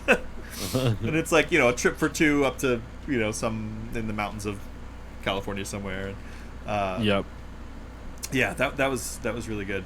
Yeah, like I said, I love the concept. I'm gonna keep watching more. I think I like shows like I'm Actually more. Wait till you see as it goes, like as the show goes on. So, for example, episode 1 of season 2 is called Round 4, and it's just they literally. It's Make Some Noise. It's the second round of Make Some Noise. Oh, nice. But they keep the same scores that they finished at the end of the first game. First episode. That's what I wish I'm Actually would do. So they continue on. The next episode in season 2 after that is called Do I Hear $1? And it's literally 3 of the most competitive, improvisers. And they basically... They are given a task to do, and they have to outbid each other, like unpleasant experiences, and they have to outbid each other by lowering the amount. The person who will do the task for the lowest amount of money will get to do it, and then they can take the money. So it's like you want to incentivize by bidding it down, like lowering the money. Yeah. But if you do that, then you're going to do something awful for only $1, right? Or only $5. I've seen clips of that. And it's like, I'll shave my head for $50, or I'll shave my head for $30. And it's really funny. And there's a really beautiful one. I think it's in, I forget. It might be in season 4, where there's an episode in season 4 that will probably make you cry. It's actually really beautiful. I don't want to say what it is or when it happens, but it's really good. But as the series goes on, because they bring back Make Some Noise again in season 4 for a final Noise Boys, and that's when they finally turn it into Make Some Noise, the TV show. Oh, okay. But I want to say what in Game Changer, in season 5 of Game Changer, they have an Escape the Green Room episode where 3 improvisers come in and then they lock the door on them. Oh my and God. Then the TV turns on and they're like, why can't we get out of the green room? And then the TV turns on and you see it's time for a game changer. I'd like to play a game. And they're like, and Brendan Lee Mulligan is on the episode. He's like, you motherfucker! He starts losing his shit because the whole thing turns into an escape room for the green room. It's really, I like that. Really clever. Yeah. They also do versions of Survivor on it. They do The Bachelor. Wow. So the show gets more and more crazy. One of the coolest things, without spoiling it too much, there is in season 7, there is an episode called Crowd Control, which was where stand-up comedians come in from a live shooting audience and they have to do crowd control work. But what's interesting is that the crowd is curated to have weird or interesting things for the comedians to work off of. So they start off with they'll have a couple people with weird, maybe a weird hairstyle or giant gauges in their ears or just something visually weird or interesting about them. And then the second round happens and most people take off their first shirt. They have another shirt underneath, and it's actually a black shirt like mine, and it has something that says ask me about blank, and then it'll have things for the comedians to ask them about. And then there's another round after that where it's the red flag round, where it's touchy or sensitive topics where you'll get extra points, but it's harder to navigate because it's really sensitive topics. One of them was I asked me about being chased by a serial killer or something Jeez. like that. Yeah, there's some wild stuff. They have spun that show off now to it has its own show, and season 2, the trailer just dropped today. And they've gotten some big. They've gotten Reggie Watts is going to be on it. Bobby Moynihan, Taylor Tomlinson, Bob the Drag Queen was on last year, but they're on this year as well.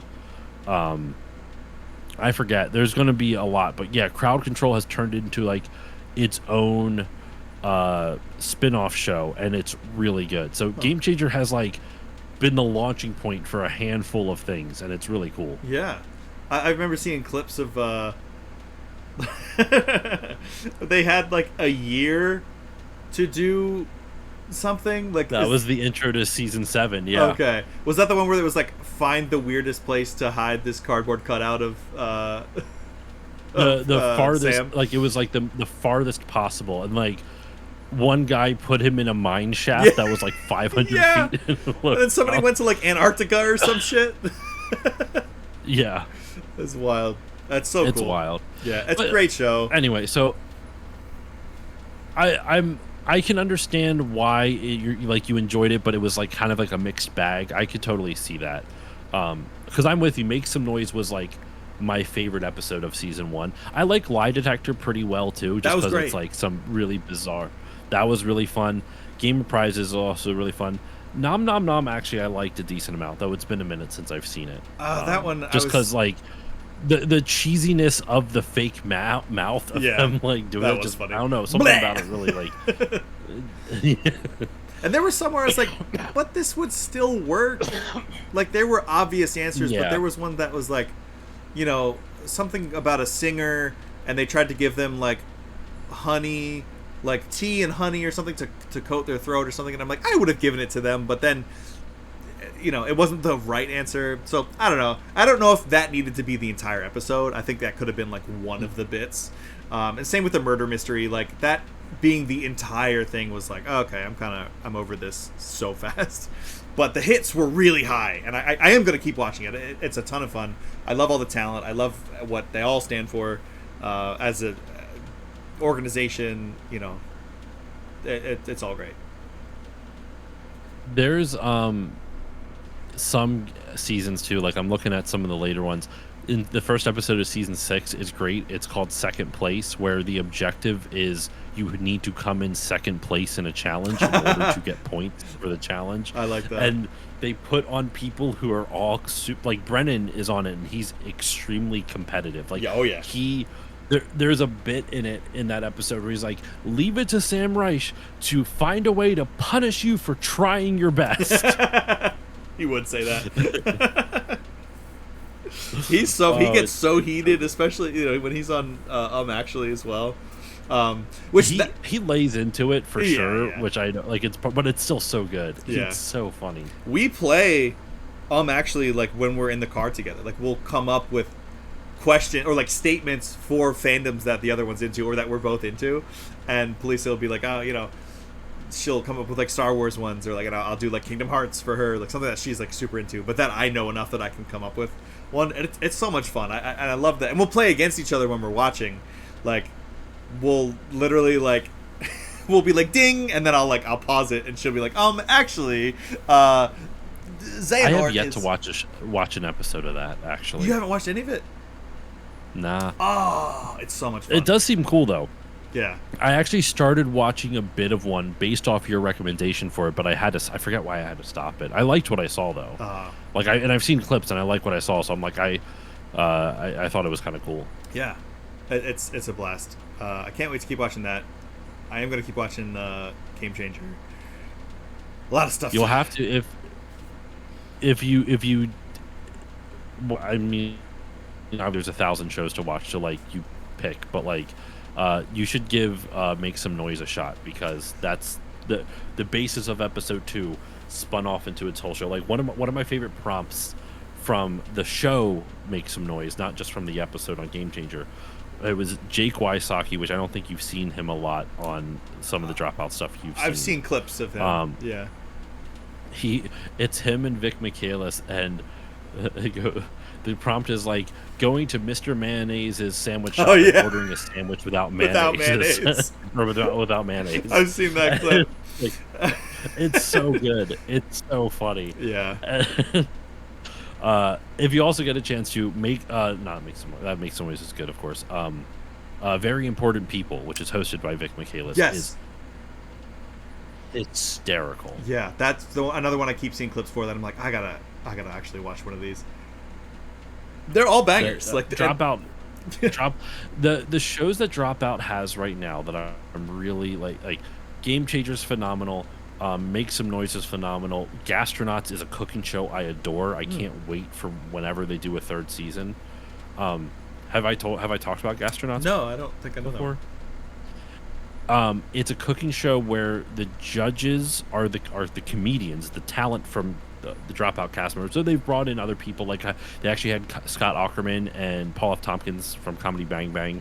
Though Paul F. Tompkins has been on Dropout a whole bunch of times for not just that, but they'll bring him on, and instead of getting professional chefs to give challenges and then grade the outcomes, they get comedians to come up with the challenges and grade the outcomes.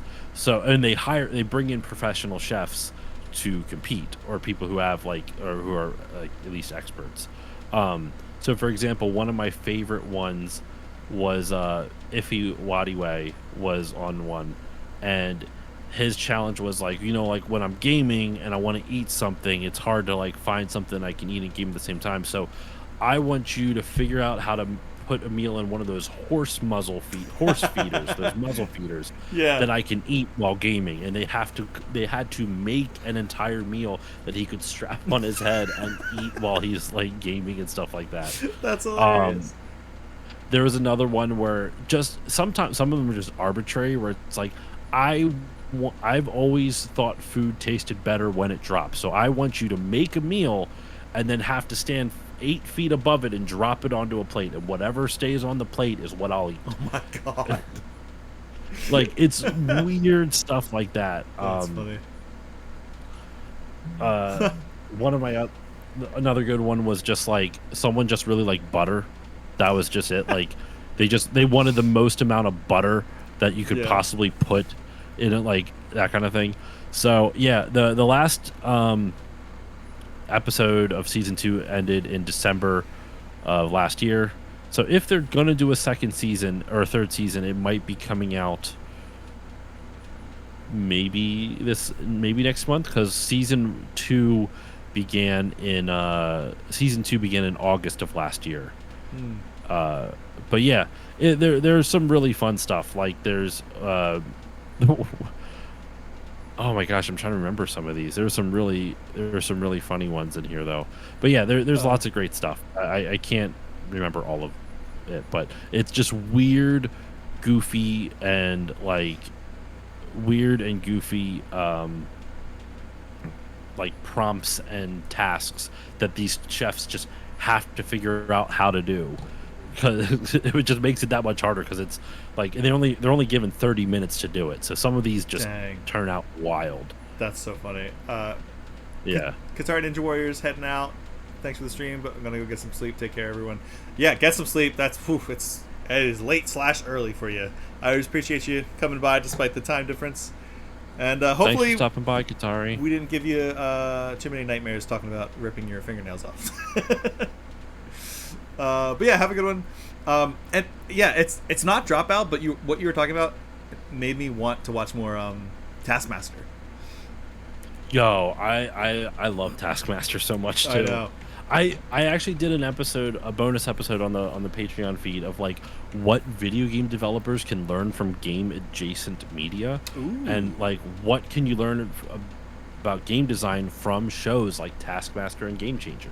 I love that. I'll have to go check. Is that a Patreon episode or? It's a Patreon episode, so you'd have to pay for it. Okay, but, well, for as little as $1 a month, you can sign up to get this content. It's at the $4 level. For as little as $4 a month, you can. I'd pay $4 to listen to that. That sounds awesome. I mean, it's short. I kind of like the gist of it, just so people don't have to go and pay $4. The gist of it was just kind of like, because it's hard, like, because you can't translate the tasks that they do in Taskmaster 100% to video games. I'm sure you could do some.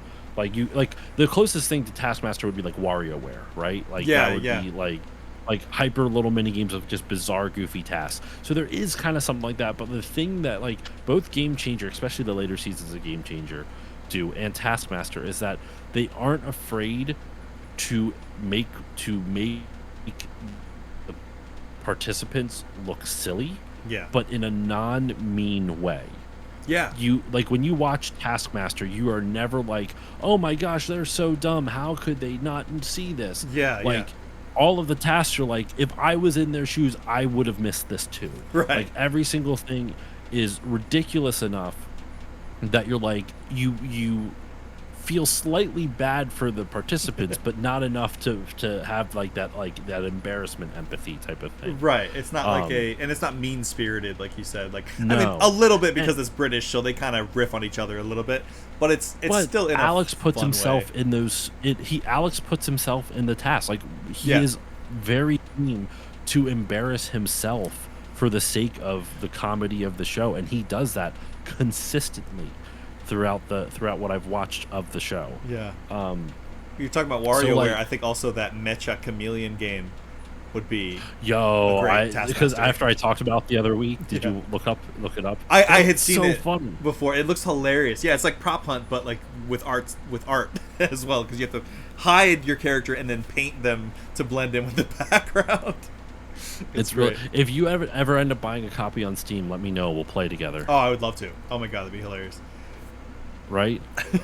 Um but yeah, and then with like Game Changer, it was like kind of something similar. It was like it was very similar. Like Game Changer is so different because every game is like Game Changer. What makes Game Changer so interesting, and it's different from Taskmaster, is that Game Changer Sam does something that most other game shows don't do, where he caters the game type, the episode type. When he's casting the talent for it, he finds talent that works within the semblance of the game. Yeah, yeah. So, for example, with that second place episode, he got hyper competitive people and Yeah. one hyper non competitive person Ah, in the episode. So, the people who don't care, who aren't trying, they end up doing pretty well Right. because they come in second place. And then the person who's always trying, once they understand, then you have to watch that juxtaposition. Like, I have to do well, but I can't do well because, Right. I need to come in second place. And so they cast the participants for Game Changer to suit the episode, to suit the game that's being played in that episode. That's smart. Or the best that they can. So that is something in games, like that's harder to do in games obviously because you can't control who your audience really is. Like you're not casting an audience, but I do think it is something where it's like you could make the argument of like when you are picking a genre of game that you're developing, how do you cater to that audience even more to like lay into what makes that genre Mm, special, yeah. almost, that kind of thing. Like you, because that's kind of what Game Changer is. They can't like they find comedians that fit that genre of game, that type of game super well. So what would be the game design equivalent, because you can't really control your audience. It's not like you can cast your audience like they can cast comedians. So I don't know. I just was thinking about, because I feel like there is an element of game design to those shows, Yeah. of how they like, because Taskmaster, it's a bunch of like little mini games, Yeah. sort of. How do you? Yeah, so it's interesting. Like I thought that was an interesting topic. I didn't have it fully fleshed out. I try to write down notes of like these are the bullet points that I want to hit, but I can't remember all of them off the top of my head. But Yeah. yeah, I do think game developers can learn something from shows like these, because I think to be a well-rounded creator at any medium, podcasting, YouTube, Twitch, anything like that, whenever you're using something creative, you need to step out from the medium that you are in to get inspiration. Read books, watch movies, Yeah. go to see live play, like live theater, go to musicals. Like you cannot be if you want to make content that if you want to expand what you can do creatively, you have to expand yourself as a person. You won't be a full well-rounded person if you don't try different things that are outside of your norm. Right. Which we were just kind of joking around with the whole near replicant thing, but that's part of the reason I've talked to Andrew before. Like Hipster Josh does come out with a lot of things. I'm not always a fan of that, but these quarterly quests help me push me out of my comfort zone, and I will go self-admittedly go through going like, I don't want to do it, and then I do it, and then I'm like, this was like Rental Family. Like I was like, man, I don't feel like watching this right now. You know, but having that kind of taken out and then pushing myself to go through it, and I loved it. Loved Rental Family. So it's same thing. And Jimmy talked. I don't know if Jimmy's still in chat, but remember the whole thing for this, like the whole reason we did the quarterly class is because Jimmy talked about like literally taking his friends' phones just to see what their algorithm is showing them, so he can see some cool shit. Yeah, yeah. It's all. Okay, it wouldn't be called the experience point for nothing. You know, experiencing new things and experiencing specifically each other's things that we may not have watched otherwise. Like I probably would have watched Game Changers, you know, and it wasn't like a life-changing thing, but I am glad that I watched it. I've seen it was something that was on my list for a while, and I have so many things that I want to share with you. Speaking of, I forget if we talked about. I don't know if you have anything prepared. Are we doing the next one? Okay. I thought the next one was the games, which was Ratchet and Clank for you and Nier Replicant for me. Right. Because usually, because normally if we only did them every 3 months, then yeah. Because if I gave you something, I mean, I have something that I could give you that's short to have. If it's a show or a movie, I could probably do it. Okay. I have something very timely that I could give you. That's short. I have a. Well, I don't. Clerks. Sorry, that's an off-screen joke. Off-stream joke. Yeah, that movie that I've definitely never watched. That we definitely didn't do a whole episode about. Definitely not. Yeah, 37. 37. My age. I mean, I know that's our age. Oh, God. It's the Kevin Smith year, baby. Live it up. 37. Yeah. 37 dicks. In a row? I mean, do you have something to question me with? No, I didn't plan anything. I could, like, just because we're talking about Kevin Smith, I would say Mallrats. Make you watch the sequel to Clerks. Yeah. Is that a sequel? Sort of. It without keeping my nerdy Kevin Smith hat off right now. Kevin Smith's movies, not all of them, but in the early part of his career, the first like 5, 6, I forget how many in a row, are all part of what's called the Askew-niverse, right? Where they're all kind of tied together. So Askew. If you remember in Clerks, they go to the funeral for that girl. I think Julie Dwyer is her name. Right. They go to the funeral of the girl, and the whole scene where like it comes back and they're like, "What were you doing? The fucking body fell out." And that kind of thing. Like, yeah. In Mallrats, you see the day right after that girl's death. Oh, okay. Like the events of Mallrats happen right after that girl's death, and that's a major plot point in the beginning of the movie, because of so actually, I guess this doesn't spoil too much. It would make it kind of interesting. So, the premise of the movie is that T.S. Quint, played by, why am I blanking? Jeremy London, that's the actor's name. His girlfriend breaks up with him in the beginning of the movie. Brody Bruce, played by Jason Lee, his girlfriend breaks up with him in the beginning of the movie.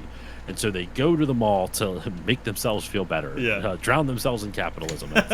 And the one of the reasons for the breakup, though, for T.S. and his girlfriend, is that he has this big trip planned for them, and she says she can't go all of a sudden because her dad is a TV producer who's running this like dating game show, and the girl who's supposed to be on it is the girl who died in the swimming pool accident that they talk about in Clerks. Yes. And so she goes on in her place, and kind of justifiably so. Like, he's kind of pissed. Like, she knew that he planned this big event, and yes, she's doing a favor to her dad, but it's on a dating show, so it's like, what? Like, that's kind of weird. Yeah. He also, but to be clear, he's not a good person. Like, kind of in Kevin Smith fashion. The guys have a lot of flaws that they need to work Sure. through throughout the movies, and they don't always end in a good place either. Like they're not like suddenly magically better people. I would Yeah. almost argue he doesn't change at all in the movie, but so that's kind of the premise of the movie, and so then the whole thing is about how they're going to win their girlfriends back because they all happen to be around this mall for some strange reason. It's a fun movie, but Okay. yeah, so that's kind of the premise of it. I think that was one that I had seen ages and ages and ages ago, and I barely remember Probably. anything about it. I remember them doing the like, I forget what those things are called, but where you like had the books of the optical illusions where you put your face up to it and pull it away. And Yeah, you're like, they have the "It's magic a eye boat." jokes. Yeah. It's a fucking sailboat. It's a schooner. Ha, you dumb bat. There's a kid that comes up, and Ethan Suplee is looking at it, and this little kid comes up and goes, "Hey, it's a schooner." And he goes, "Ha ha ha, you dumb bastard. It's not a schooner, it's a sailboat." And the kid goes, "A schooner is a sailboat, stupid head." And he goes, "You know what? There is no Easter Bunny. Over there, it's just a guy in a suit." Oh my god, that's funny. That's such a good line. I did that one time when I worked at GameStop because I had just finished rearranging the entire DS wall, which it's like kid level, so they'd come in and just like run their hands along it and just knock all the shit on the floor. And we had to alphabetize. You remember we had to alphabetize all the games. Mm-hmm. And some kid came. I had just finished it. Some kid came in and knocked a whole the middle shelf completely off onto the floor. Games went everywhere. I yelled, like jokingly yelling, but louder than I intended to because I was actually upset. I was like, "Santa's not real," because it was near the holidays. I was like, "Santa's not real." I don't know if they heard me or not, but sometimes I don't think hipster Josh is that bad. I mean, I'm this just kid fucking deserved with it.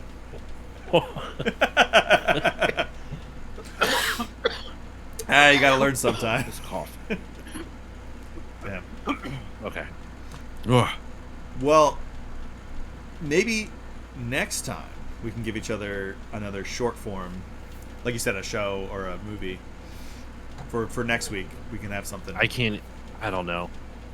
I can't think of it. Like this is the harder than actually watching or play whatever it is. Like it's so people are just like pick something. Like I don't know.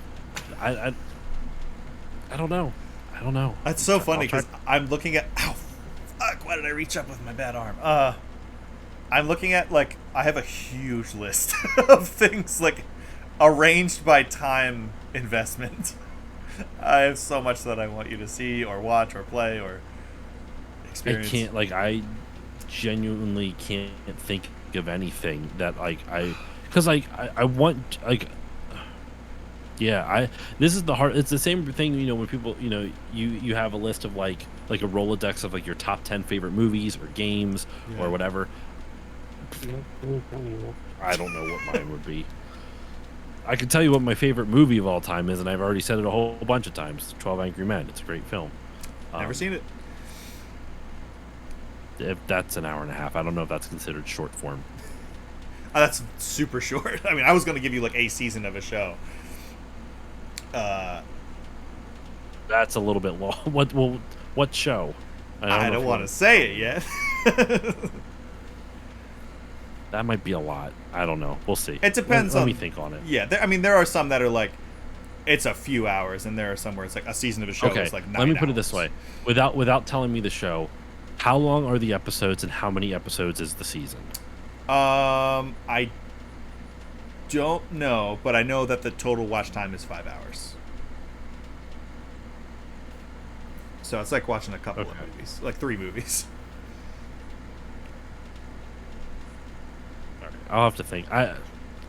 Maybe let's hold off on this because I still have to play Nier Replicant. Yeah, that's true. Well, let's see what time it is. 10:30. We can wrap up then, unless there's anything. That actually would be beneficial because I have to go to the bathroom. Yeah. Well, just so all of you know. So all of you think about me pissing and shitting. I want you to think about me pissing and shitting. Assuming that's what you're doing. I hope it's one of those two. All at the same time. Yep. Hey, that's sufficient. Sounds good. Well, yeah. Next time, well, think if you can think of something that is really cool that you want to share, maybe we can. But if not, you do still have to play Nier Replicant. I do. For what's this, September? I get to play Nier Replicant. That's true. I've been talking about this with my therapist a lot. I need to reframe a lot of these things, like things that I love doing, like streaming. I'm always like, oh shit, I have to stream tonight. Why do I have to say have to? Why can't I say I get to? Why can't I say I get to sit down with one of my very best friends and talk about all kinds of shit for a couple hours, or play a video game? Because it's like when something is scheduled, it becomes something that you feel like you have to do. Yeah. Because it's scheduled. I will say, I can say without like, especially because it's our 2-year anniversary. Yeah. I can count on one hand how many times I've done before the streamer. I'm like, man, I don't feel like doing it, and it obviously has nothing to do with you. It's just matter of life and workload and all this other stuff. Yeah. But I can count over 2 years of streaming pretty consistently every week. I can count on one hand how many times I was just like, man, I'm not feeling it tonight. Yeah. I've had those moments, and then too. we end up having a good time anyway. I was just gonna say, like, there are some times where it's like, if it's a really bad day, sometimes we'll text each other like, yeah, I don't have it in me today, or and sometimes it's like, I'm not really feeling it. We'll get on and be like, it might be a short one, it might be whatever. And like you said, yeah, we always end up having a good time. So I appreciate it. I appreciate your time, all of the time over these 2 years. I can't believe it's been 2 years. That's wild. Yeah, for pretty consistently. Yeah, I don't have much else to say other than thank you, Josh. Thank you, everyone who popped into chat. Katari Ninja Warrior and Keaton and Gillum. Gillum? Gillum? I barely know him. Gillum, I barely know him. Gilmer. I barely know her. Jimmy and everyone else, if I forgot to mention you, I'm so sorry. Thank you, guys, gals, non-binary pals. Take care of each other. Take care of yourselves. Drink more water. Go to therapy. And watch Rental Family and Game Changers. Yeah. Hell yeah. Cheers, friends. This is Jimmy. Cheers, Jimmy. Cheers yourself. Cheers yourself before you reveres yourself. Have a good night.